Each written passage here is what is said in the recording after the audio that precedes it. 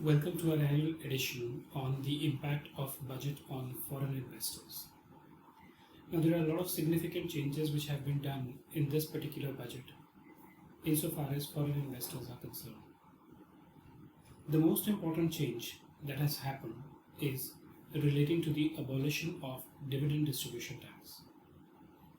Until now, an Indian company which was actually declaring dividend had to pay a dividend distribution tax of 15%, which when grossed up was close to 20%, and then such dividend was exempt in the hands of the foreign investor insofar as Indian taxation was concerned.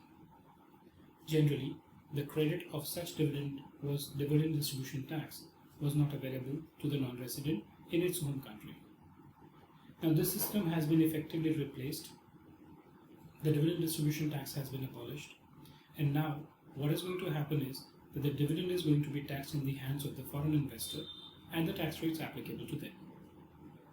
So, in case of a foreign investor, generally, if you are eligible for a treaty benefit, the tax rate might be 10 to 15% under the treaty, and therefore you might be liable to pay only 10 or 15% tax on such income in India.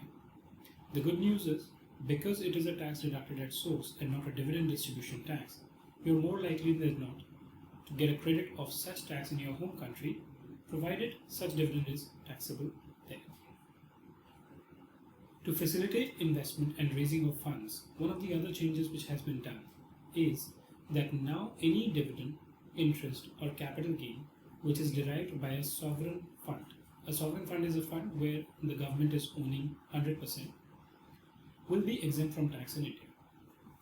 Now, such money in the form of dividend, interest, etc. could be on a capital investment by them or a debt given by them. It will be exempt from tax in India. In addition to the sovereign funds, this benefit has also been given to the wholly owned subsidiary of an Abu Dhabi investment authority.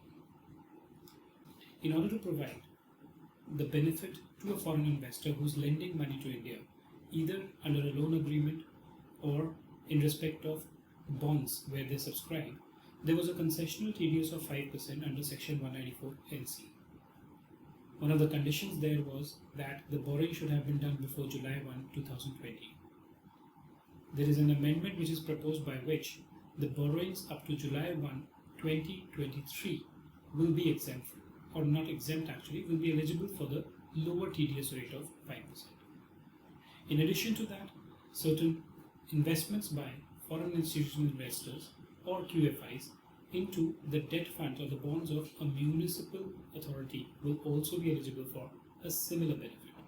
To ease the burden of tax compliance on foreign companies, one of the other changes which has been done is that if you are a foreign company who is earning income by way of fee for technical services or royalty, and you do not earn any other income in India, and the taxes which are required to be deducted on such fee for technical services or royalty have been deducted in the manner which has been prescribed in this new section, you are not required to file your return of income in India. So that eases out a lot of burden for the companies which might be deriving only one particular stream of income, where taxes that they have to pay in India have actually been paid. To reduce dispute, the government has actually come up with a scheme where if you're a foreign company, and it's equally applicable to other categories of taxpayers also, you can actually enter into a settlement scheme with the government where you can just pay the amount of tax in dispute and then no interest and penalty will be applicable on you. Of course, this is not an open-ended scheme. It has a time barring limitation. So if you really want to opt for it, you'll have to act now. Now, one of the other areas where litigation for foreign investors has been typically the attribution of profits to a permanent establishment. There was no mechanism through which you can actually sit with the tax authorities and discuss as to what should be the right profit which should be attributed to your PE. The government has now come up to say that under the Safe Harbour Rules or Advanced Pricing Agreement, the determination of attribution of profits to a PE can also be one of the topics which can be discussed. We have a large amount of big foreign players who are actually running e-commerce portals in India. In order to ensure that people who are actually transacting through this and earning income pay their right share of taxes, the government has imposed an additional burden on such companies where if anyone sells their goods or services through these portals, they are required to withhold taxes. So the portal or the e-commerce facilitator is required to deduct TDS at the rate of 1% on such payments which are made to a person who is actually selling goods or providing services using such platform.